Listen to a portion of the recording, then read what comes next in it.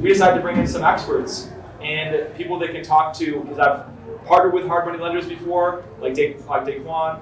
I've done seller financing deals that Brett's an expert in, and I haven't done sub-2 deals, super exotic shit. Specializes in.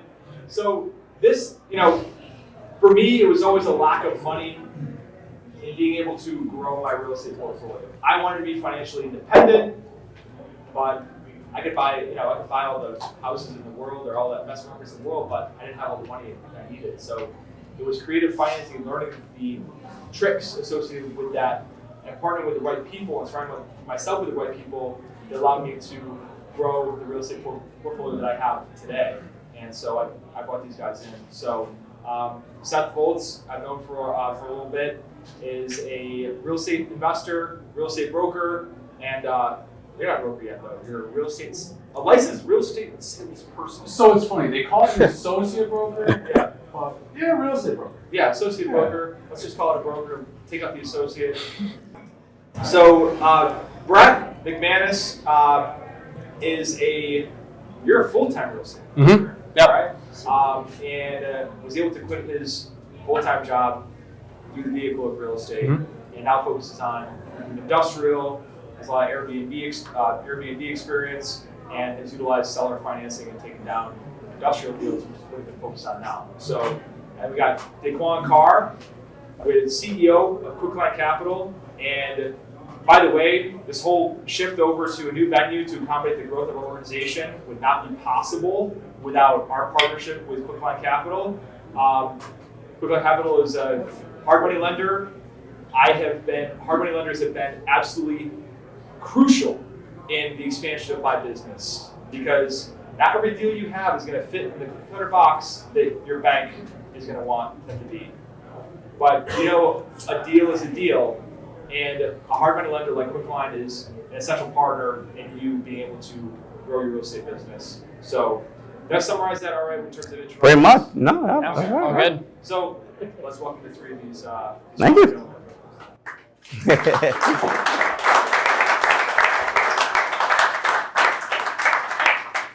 So, I want to kind of talk about. Let's do this with the format of my show, right? So, Seth, you were born. Now you're here. Yeah. What happened between? What happened in between? I started working really young and always kind of had a grind. I mean, this is probably the same story with a lot of people. And I got into welding and then started doing some contracting, grew a small crew. And I saw this guy driving nice cars down my street. I said, man, what did that guy do?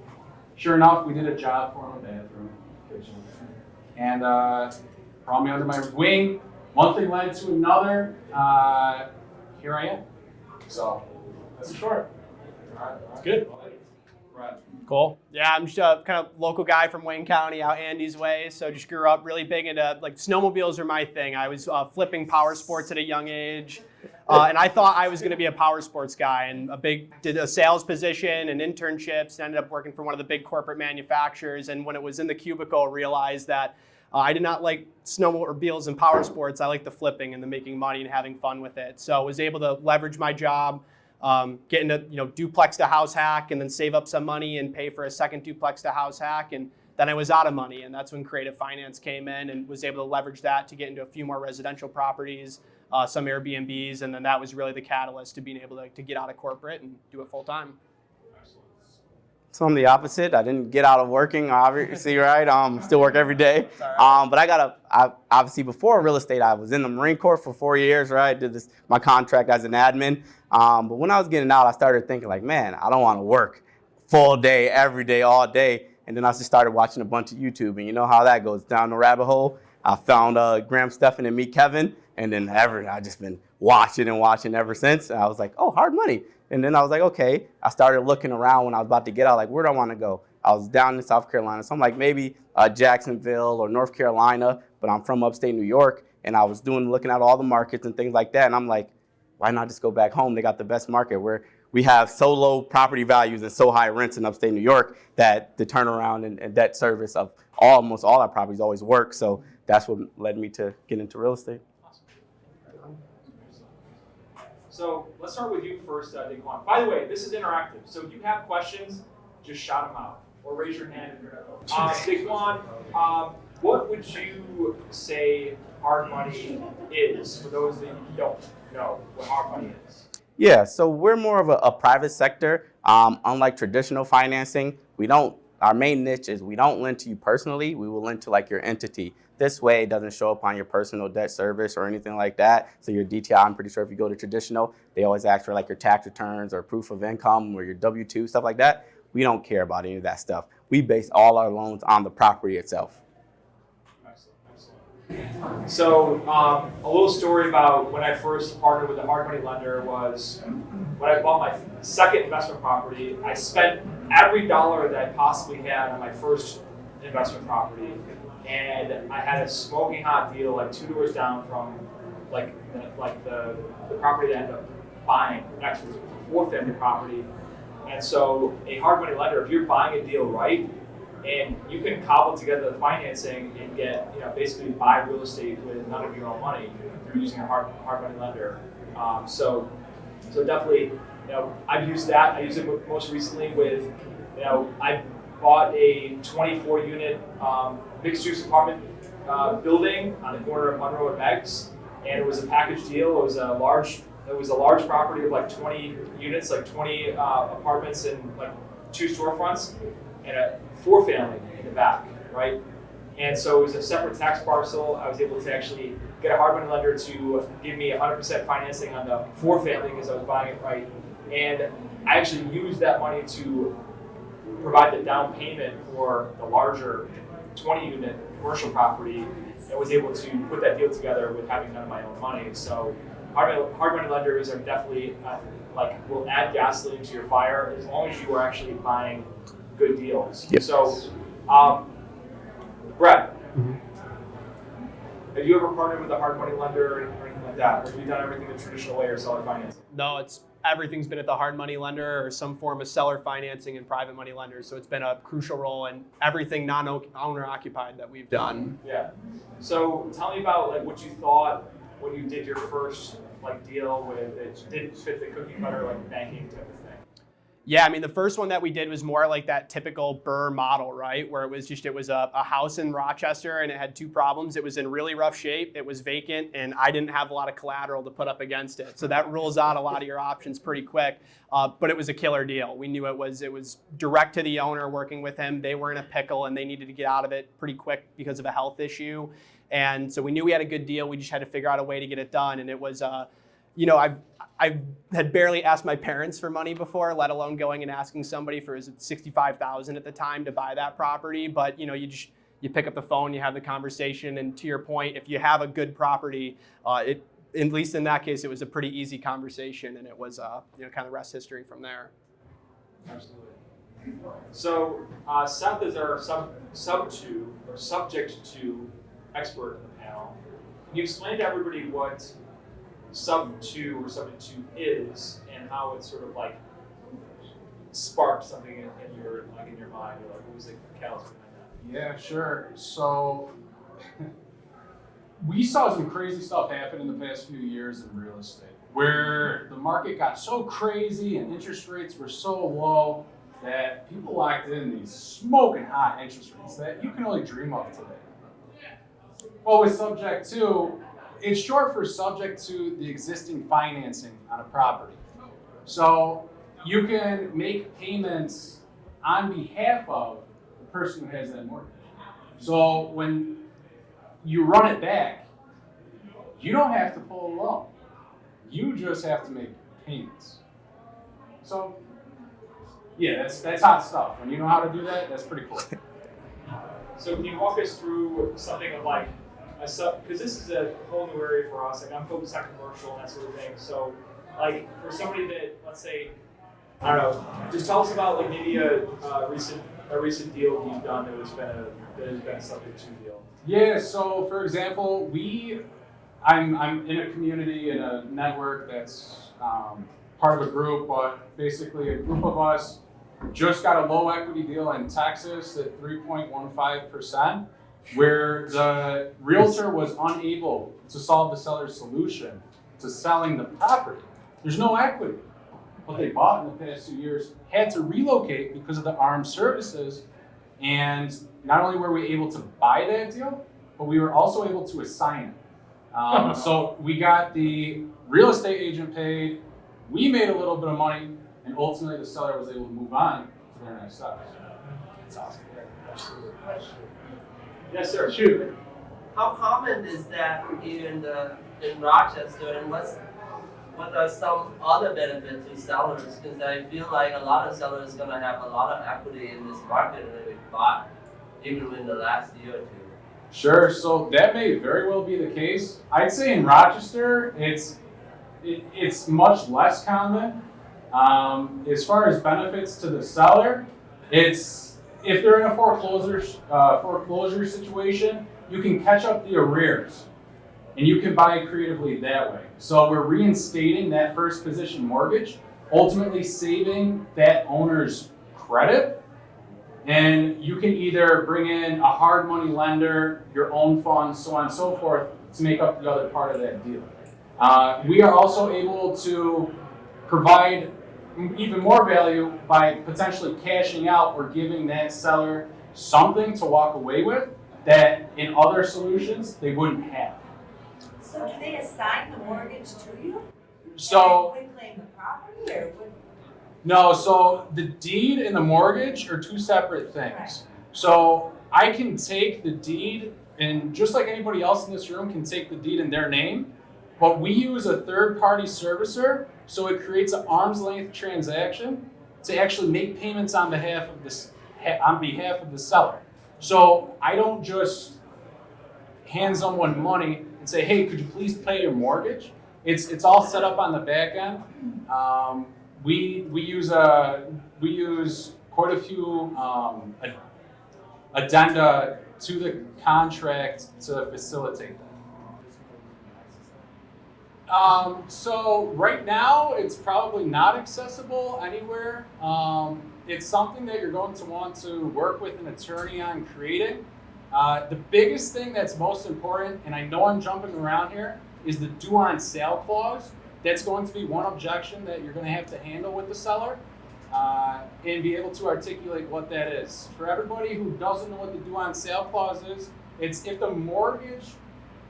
the lender sees something that's kind of goofy business, or payments are missed, or they see, hey, that deed is in someone else's name other than the actual person who got it originally, they can call the loan due. So it's all due at one time. We don't see that rarely at all, and you can overcome it.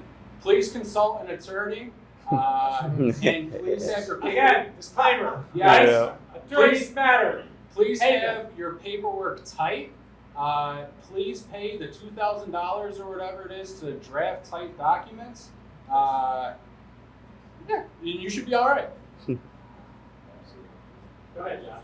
I got a question for Daequan. Yep. No, go ahead. That's fine. So what key variables do you look at when you're analyzing a hard money? So it depends on what type of property or loan type you're looking for. There's difference between a property that needs rehab versus a regular traditional rental property or commercial property. Those are like the niches, right? But we're actually looking more, pretty much 6 little quick items per each category. What the purchase price is for a rehab, I'm based it off of rehab. What the purchase price is, how much rehab you're gonna put into the property, what it will be worth after, an estimated credit score, and then any experience you have. But those are nuances, just more detailed information. But it's really those 3 for a rehab, and then the purchase price for a rental property, rent, taxes, and insurance. Those are our niche, right? So we can look at the DSCR of the property. Thank you. Yep. Can you explain what DSCR is for the newbies in the room? Yes, yep. So debt service coverage ratio. So that just means I base it off of, does the rents cover your monthly PITI? That's how I look at it, how everyone should look at it. Principal, interest, taxes, and insurance. So in terms of debt to income ratios, what are you typically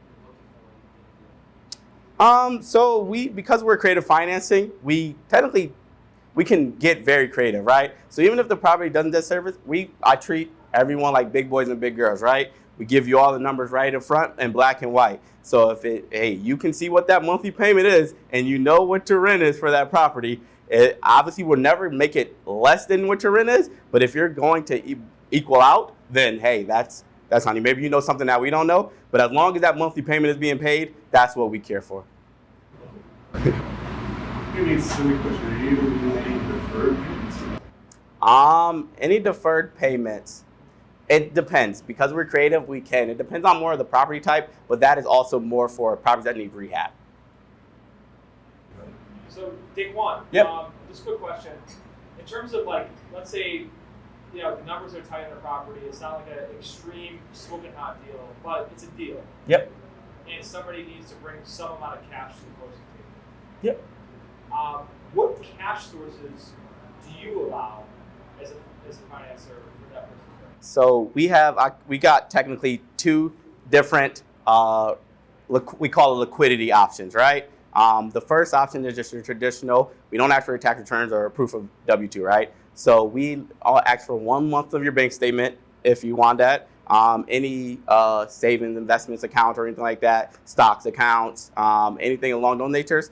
Or we can technically skip it and do a no liquidity verification, right? So we don't ask where the money come from, you know, you just come to closing with a check, right? But the only difference between a no liquidity options is you pay typically 6 months of your PITI up front. That way at closing. So that way, you know, hey, for 6 months you're good, and you guys can figure out what you do after that, right? As long as that payment's being made, we don't never come back to it.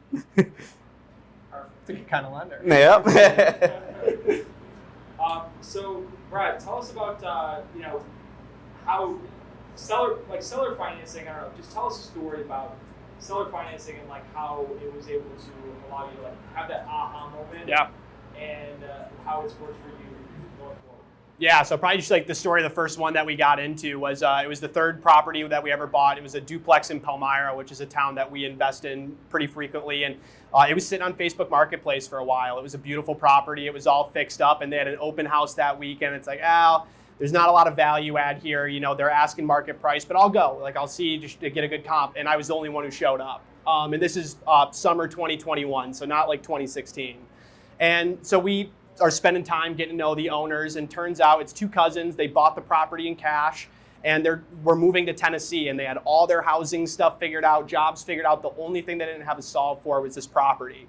So I go home and I'm crunching the numbers. I say, listen, guys, like there's not enough value add in it for us. And at that point, I was really their only option. So they said, well, what would it take for us to be able to work with you? And I asked them, you know, I had only heard of it on YouTube at this point, but like, hey, would you consider holding a mortgage on the property? So basically what they were able to do, because normally if you go to the bank and you want to get a loan on a, Quickline might be able to do something more creative, but typically it's 20% down, 25% down, and we just didn't have that type of capital just to park somewhere forever. So what we were able to do is go to them and say, hey, we really like this property. We think it's going to rent well. I got $5,000 that I can put towards it. I can give you this $5,000 down, and in order for me to cash flow on it and be able to, get it to where we want to be, 2% interest is what we can do, and they went for it. So that was a very big eye-opener thing where it was a beautiful property. I put some paint on the upstairs unit because there was a vacancy, and it cash flowed like crazy. So that was a cool foray in. And the takeaway was, and it's kind of, I thought of it with your question in the back, obviously there's high equity people around right now, a lot of people who own their homes outright. The key that we've experienced with it is there's typically needs to be some kind of motivation.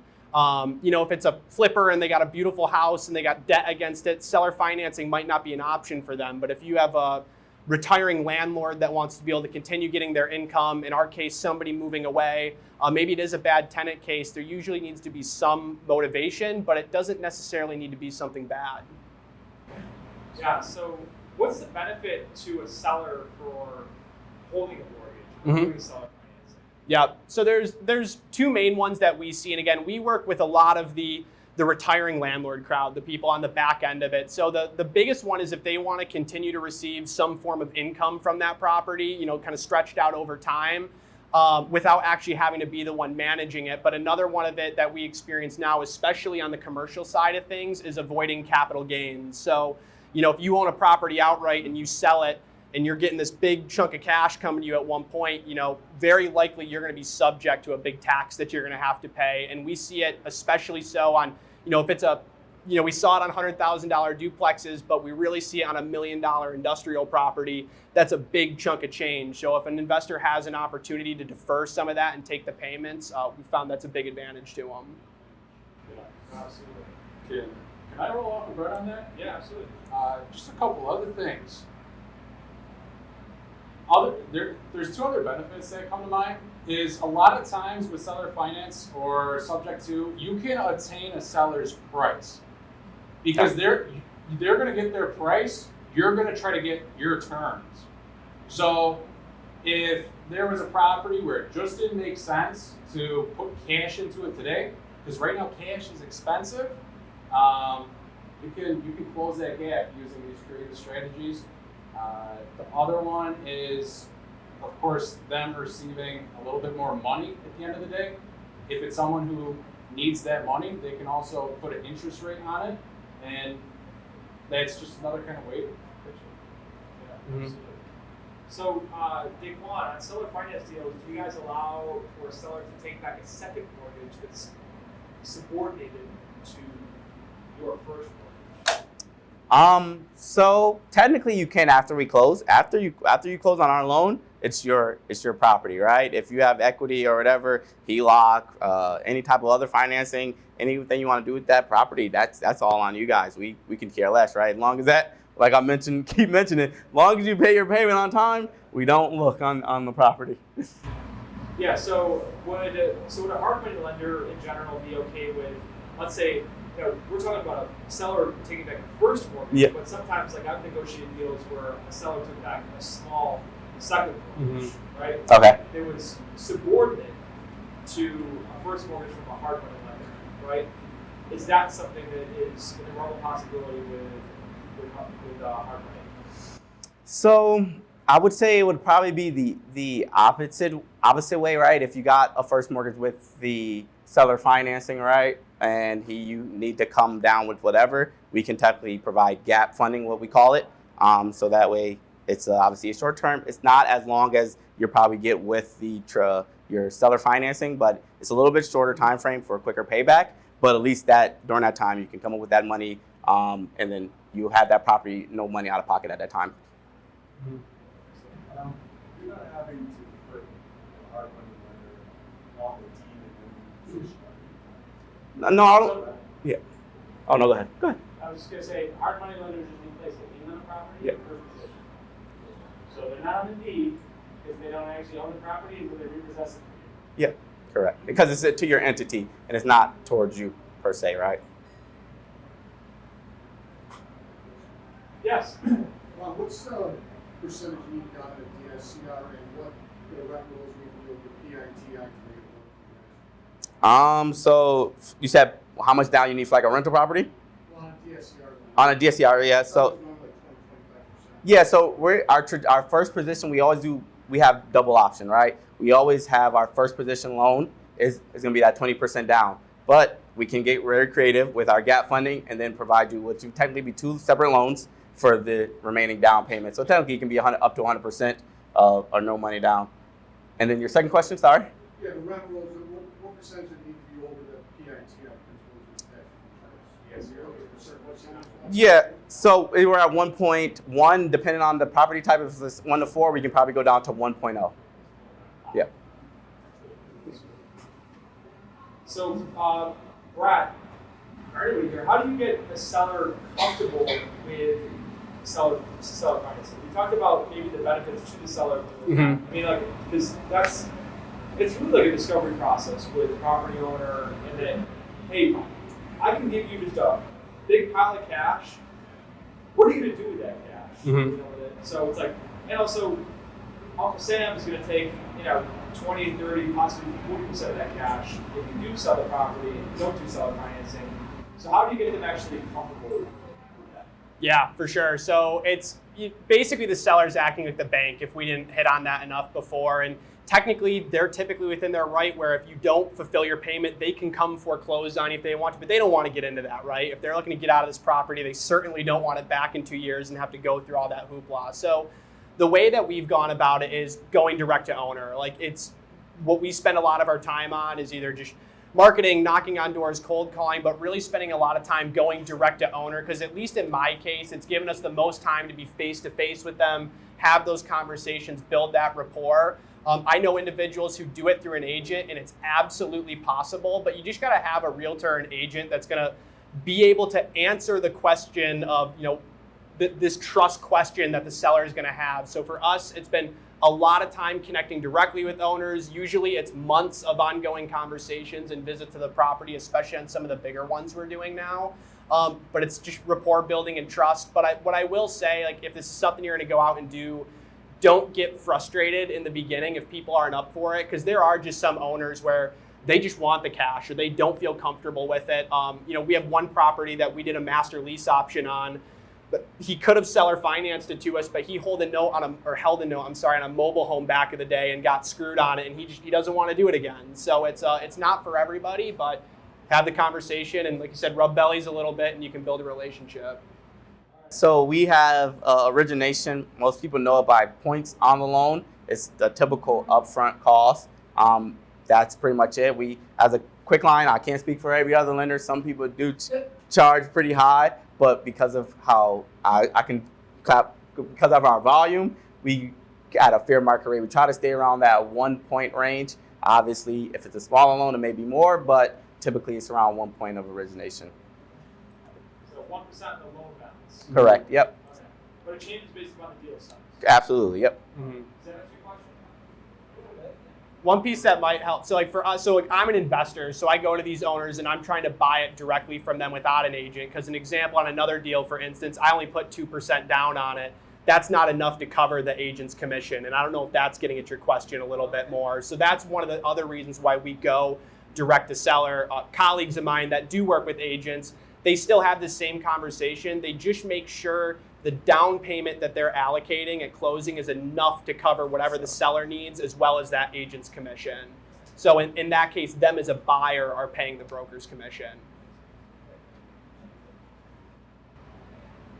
Well, what's your interest rate range?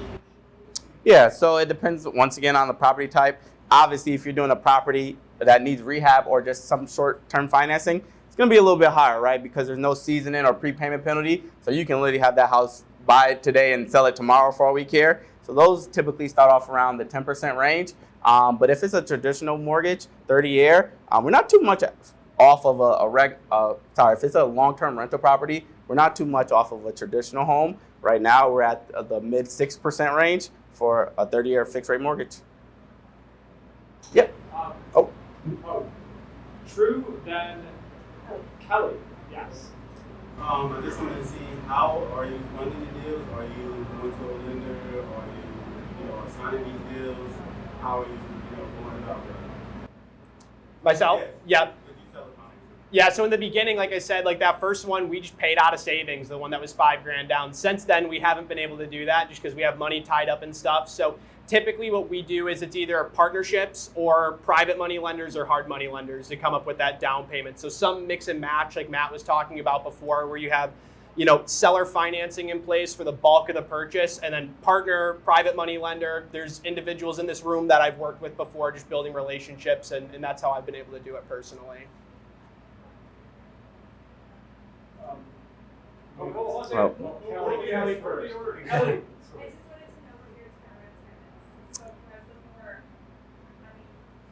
Yeah, so I tell every borrower, every person up front, we can only move as fast as you, right? That's one. And then the second one is also the appraisal. We're subject to an appraisal on every deal. That's why we don't look at you personally. So typically, as long as you get us the documents while we waiting for that appraisal turn, so typically around a week or two, if you get us all the documents beforehand, I'd say 2 to 3 business days after that, we would typically close. So around a 2 to 3 week closing time. And if it's a fast appraisal, it could be a week, right? Yep, so we give you pre-approvals, yeah. So we price out every deal up front. So we don't obviously want to waste your time. So we let you know what the terms are in black and white, from your rate to your down payment to your closing costs to everything. We want to look at the deal first too to make sure that it's actually a good return on your investment and our investment, right? We don't do loans on mobile homes. We do loans on mobile home parks. So we don't just do it. Obviously, a mobile home could be $3,000 for the whole entire park. Yep. Yeah, I consider ourselves a one-stop shop. If it has to do with real estate, except for owner-occupied, we do everything besides owner-occupied. So we can't fund your forever home, we call it, right? Everything else, we'll fund it. I can walk you through my background, but so I use a data scraper or a cultivator, kind of like Batchlings. There's a few other companies like PropStream that'll pull data. Kind of like what Brett said, a lot of these sellers you want have pain points. So for my job, it's a win-win. Because guess what? I'll either sell the property retail or we'll do something like this. Then I actually have a couple cold callers and cold texters, like some of the other people in this room have, that really allow me to not just pound the phones all day. I like talking to people, but cold calling is difficult. And if you can get started in it, get your first deal done, and stash away a little bit of money, that's going to speed up your process quick. Obviously, then you lock up a deal and then you discard it.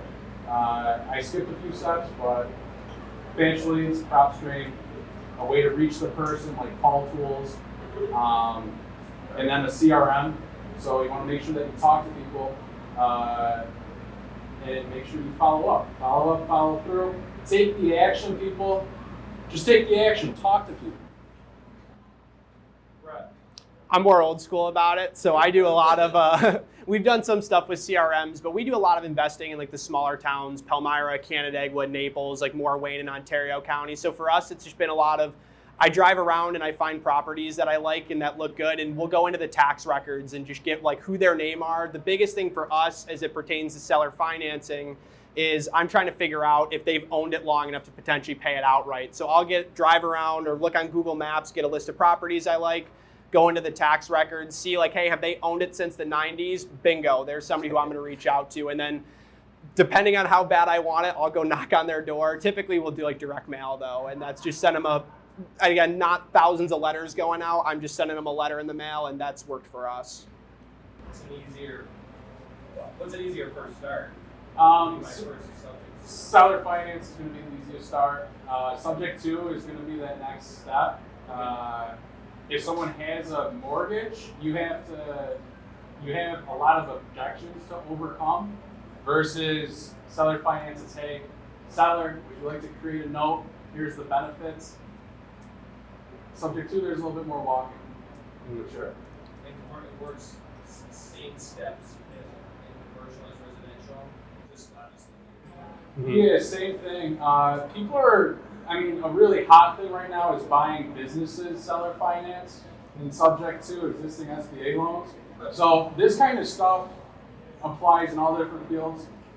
People in our community are substituting cars.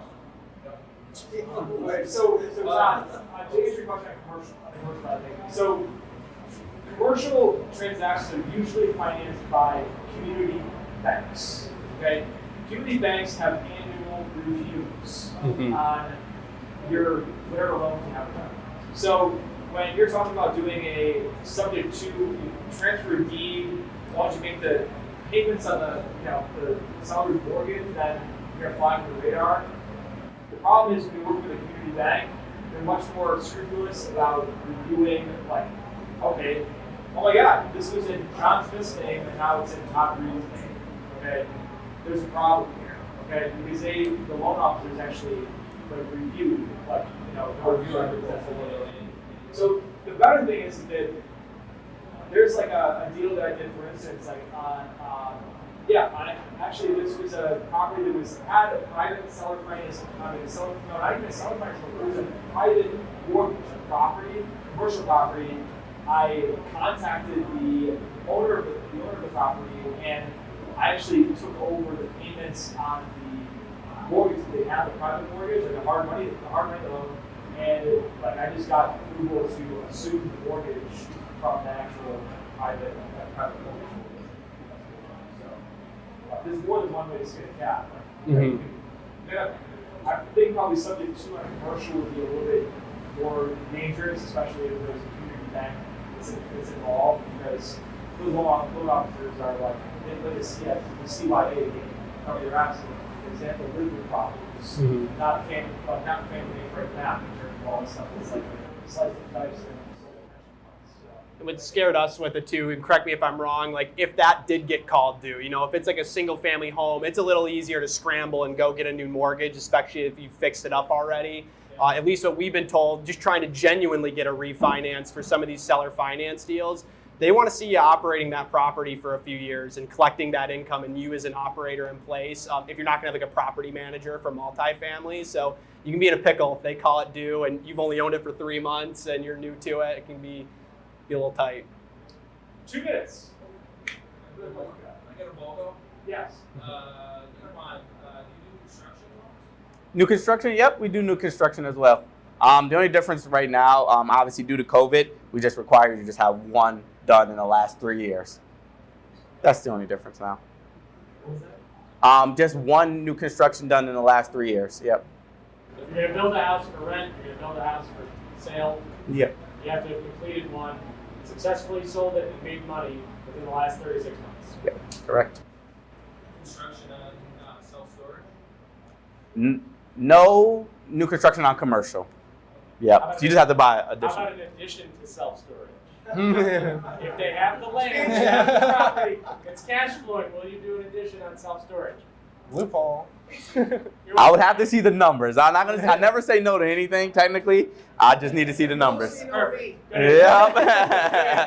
That's over. 2 more questions. Yes, sir. Take one. How about car washes? Car washes? Just say it. Just say it. I'll be very upfront, right? I've been in business since 2015. Well, technically the company, I've been with the company since 2018. I know someone that probably can help you. Let's just say that. So if you can give me a call on any property, any deal, no matter what it is. My network is pretty large, right? I go to events all the time. I know many people. I know someone that funds something, so I can definitely help you. All right, one more thing.